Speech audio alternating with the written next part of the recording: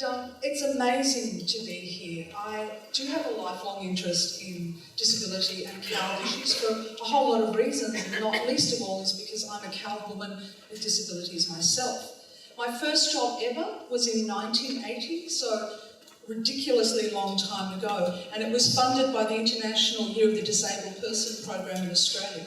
And it was with the Ethnic People with Disability program in New South Wales. And that's when I did my research around CALD.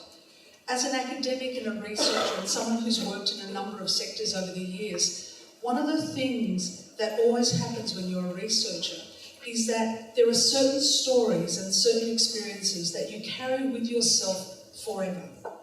And one of the experiences I had when I was 20 and still living at home with my parents was to go out, spend 2 hours on a bus and meet with a woman from CALD background who had a child who was 18 with severe physical and intellectual disabilities, who had not left the house for 18 years apart from taking that child to services that they needed. That story and her experience has stayed with me forever. And that story and that experience is something that I'd like to honour today. I'd also like to acknowledge the traditional owners of this land and pay my respect to the elders past and present. And for me, that paying of respect is something that I feel very deeply. I work very closely with the First Nations Disability Network in Sydney and Scott Avery, who many of you would know. And for me, this sense of diversity and understanding where disability and diversity intersect and what that might mean for the future of Australia is something that I carry with me every day and something that I'm so glad to be able to share with you today. So, really what I want to look at today and just talk a little bit about is how we got here and what the issues are that we carry on with ourselves. The disability sector in many ways is probably one of the best sectors to acknowledge diversity. We do it every day, and most people with disability acknowledge and support individuals who have a wide range of experiences and understandings and needs and wants and rights and desires. At the same time, the disability sector, as Steph has said and Alistair has noted, has not intersected with CALD as well or as deeply as we would want it to. So why? Well, I think there's often been silo agendas. And my colleague Hamish Watson, who's also working in this sector, and I talk about it as the silo effect or the identity effect. You're only allowed one. You're allowed one in healthcare, and you're allowed one in other sectors. So you can be CALD, and in healthcare, if you're on CALD, then you're in multicultural health. You can have a disability, and then you're in the disability sector. In the past, if you were gay background, then you can be with HIV/AIDS in health. But you were siloed into individual sectors and identities. Now, we know that that's not true, that every person here, irrespective of whether or not they have a disability, has identities that are complex and made up of lots of different parts and are contextual and depend on the day and the stage in life and their life experience and their needs. So disability sector has to respond to that identity and those individual needs. It won't work if we respond to CALD in the same way as we respond to disability as one block experience. Yes, people are from CALD background. Yes, I am from an Italian background. Yes, I am from a Northern Italian background. Yes, I'm from a Northern Italian background that is of a particular part of the North. What does that mean in my day-to-day life? It depends. And I think that's true of most people's experience. So is that idea here, of all places, we have the space to unpack what that really means. Now, for service providers, that can be terrifying. Because how complex can it get? Well, one of the most useful things that I've ever seen is a definition of complexity theory in science. And when people hear complexity theory in science, they think complicated. But what complexity theory means in science is the same thing it means in the social world. Complexity is about relationships. And so when we talk about complexity in service delivery or complexity in CALD communities, what we're talking about is the relationship between individuals and their service providers, individuals and their families, individuals and their communities. We have to be really careful of some things in this field, I think, that are very important. Over the years, what's happened is, along with silo funding and silo education of different sectors, we've often been dependent on champion services or specialist workers. Now, there's real value for both of those things, but we cannot silo people into particular communities or services or with particular individuals. We need a broader perspective of what diversity means in terms of the disability sector. We also know there's been a particular privileging of some agendas and some voices, and the woman who asked, I'm sorry I didn't get your name, but the woman who asked previously, how do I as a woman know what the right service is for me, is an absolutely pertinent question. Because we talk about CALD as though CALD is inherently aware, CALD communities are inherently aware of diversity issues, and that's not necessarily true. People in CALD communities have the same range of issues and the same range of perspectives on issues like disability and gender and sexuality as any other community. So when we're talking about diversity, we always have to think about diversity within communities as well as diversity across communities. We cannot make the assumption that just because a community is a CALD community and the people who represent that community are from that background, that they necessarily have the experience or the knowledge or the depth of understanding of disability issues or gender issues or age issues and how they intersect. The best one do, but it can't be an assumption that we go forward with. There's also lots of conceptual issues, and for me one of the biggest issues is the privileging of culture and language over other issues. So we need to be aware too that there are structural inequalities as well as linguistic inequalities. We have to be aware of issues like income and location, as Steph said and Alistair said. Where people are located often has as big an impact on the services they can access or utilise as the language they speak or the background they come from.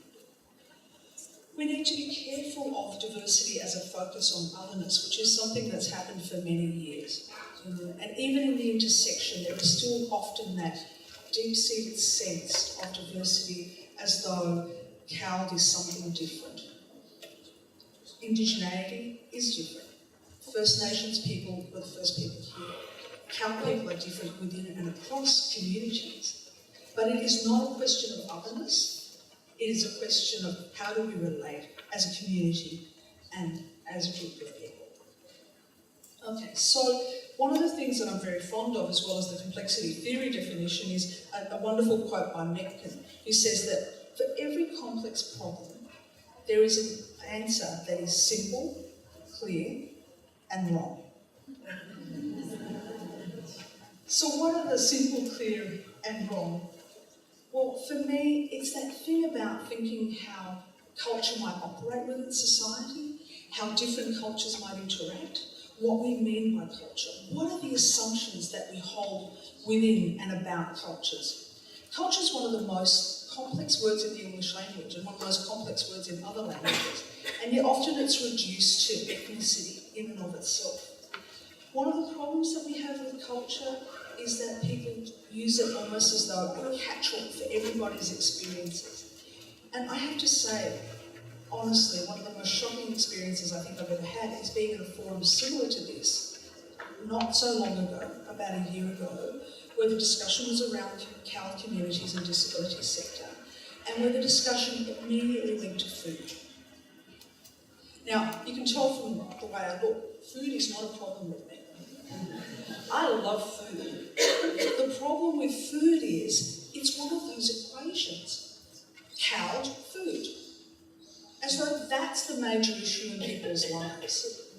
And it's again that reductionist mode. At the same conference, people issued some information about different communities, and the first piece of information that they handed out was about Asian communities, which is a nonsensical definition in and of itself, and how Asian people are humble.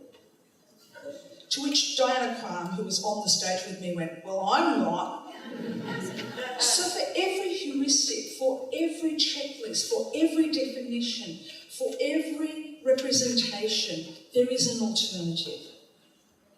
And for the field of disability, that's something that we have to grapple with. We've grappled with it really well in terms of disability issues. We now have to grapple with it in terms of CALD issues. The intersection is not just language, culture, and various forms of disability. The intersection has to be people's lived experience within their current context and the services and delivery of services that best meets their need. And another thing about Cali communities, and most of us in general, is we can change our mind. Shock horror. We may actually choose not to use this culturally specific service that we want. We may actually choose to use a mainstream service or another service that meets our need best of all. So in that question of what service meets my need best of all, there needs to be an opening up of all kinds of services. We need ethno-specific services, absolutely, because there are not enough of them. But we also need to give people the empowerment, as Alistair said, to make that choice in the best way possible. We cannot silo coward issues into ethno-specific services in the way that's been done in health and lots of other fields. We need to open up the field. On the good side, well, there's lots of things that we can do. The idea of thinking about disability and diversity opens up all sorts of opportunities in terms of delivering services in ways that are really meaningful. One of the other risks of looking at individualised services that many of us have been talking about in this field is that we've already started to hear people saying, I don't need to know about cultural specific issues because I'm client-centred and so everything I know I need to get from the client. Again, that ignores the structural issues that affect people's lives. So when we say we're client-centred, absolutely. But that client lives and breathes and exists within a wider context, and that wider context has an effect on the way in which the choices that person will make. So we need to think about both what we call the dance floor perspective and the balcony perspective. What are the issues? Where are people located? Where are the areas of great need? Who are the most vulnerable within the communities? Who are the people who don't even access the community services that are within their community? How do we engage and interact with them? And then how do we go onto this journey, this amazing journey that the NDIS has opened up, in a way that's about co-creation and co-design of services? Not just the delivery of services, but the actual creation of services. Services that meet multiple needs of individuals in the best way possible. I have to say that Steph said something that really blew me away. Steph's the first person I've ever heard talk about outcomes. It's one of the weirdest things if you work in disability, ageing, or healthcare, which is one of the areas that I work in most predominantly at the moment, is that people talk about access all the time. And of course we have to talk about access because access is not unilateral. But access is one part of the equity equation. And frankly, I've been talking about access since 1979. And if access is reduced to, and again, please understand this, I speak from this with absolute commitment to the need for translations and brochures in different languages and interpreters and translators, which is one of the best steps Australia's ever made. We're one of the few countries in the world that has free, or relatively free, interpreting and translation services. But it's 2016 and we're still talking about translations as the issue of access. Okay, so yes, language absolutely, but also the issue of structural differentiation and power and all sorts of other factors. So what else? Yes, we need to think about access. We also need to think about utilisation. Who uses what services in what way, and what does that mean for the redesign of services? One of the most exciting things that's happening in healthcare now, and if you get a chance you should have a look, is that the best healthcare services in the world, that is the highest quality, safest healthcare services in the world, are coming out of vulnerable groups. So the South Central Foundation in Alaska, which is the Native Alaskan Medical Service, they're providing the highest quality care in the most co-developed, co-designed, interactive way possible, and they're getting population level reductions in things like cardiovascular disease and diabetes amongst Native Alaskans, so Eskimo populations. Why? Because the principles of working with people who are vulnerable apply to everyone, because as human beings we are all vulnerable at some point in our lives. So instead of designing services and delivering services from the top down that meet the majority that don't exist, Because as we all know in disability sector, once you say, as many people have said to me, oh, we're doing the mainstream first. Well, if you take out women, children, young people, people with disabilities, people from cattle background, gay, lesbian, intersex people, people who are locationally remote, who's left? Who is who's the mainstream that we're providing services for? And whose profile does that most closely match? You know? So it's things like that. And when I talk about structural inequalities, let me give you an example from Sydney. There are 2 amazing specialist cancer services in Sydney. Absolutely state-of-the-art. One's in Camperdown and one will soon be built in Randwick. 10 minutes away from each other. Those are the things I mean by structural inequalities, and that's why I'm saying culture is one part and language is an important part, but we need to think about access, we need to think about utilisation, we also need to think, and for me this is one of the biggest issues, the quality and the safety of care. Because one of the difficulties in focusing on access is it's almost that thing about, well, they've got access now, and some of them use it, but what is it they're using? And is it of the same or better quality than everybody else? And how will we know that? How will we know that people are not getting a lower quality service just because they need to be grateful, as has happened for years, because that's what they can access? And the same thing happens if you work in rural and remote areas. It's almost as though you have to be grateful for what you can get. So the NDIS has an amazing opportunity here to really dig deep in ways that healthcare hasn't. Aged care services are still grappling with, lots of other services are grappling with, which is to say, yes, access, absolutely utilisation, but what is the quality of the service provided? And what is the safety of the service provided, given that we know that many people with disabilities are vulnerable? And finally, the question of outcomes. And as I said, I was really floored by Steph, because I think this is the first time I've ever heard someone mention outcomes. But which outcomes? And for which people, and how are we going to measure them? And what will it mean when we find, as we always find in every report, that CAL people utilise services less, have poorer quality services, access them later? What will that mean in terms of their longer term outcomes? The principle of equity involves Atchison, who did a report into inequalities in health in the States, in the UK, talked about equity as being ensuring that care services serving disadvantaged populations are not of poorer quality or less accessible, that the allocation and application of resources are in relation to need. Now, let's take a moment to think about that. That's a truly radical statement. The allocation and application of resources are in relation to need.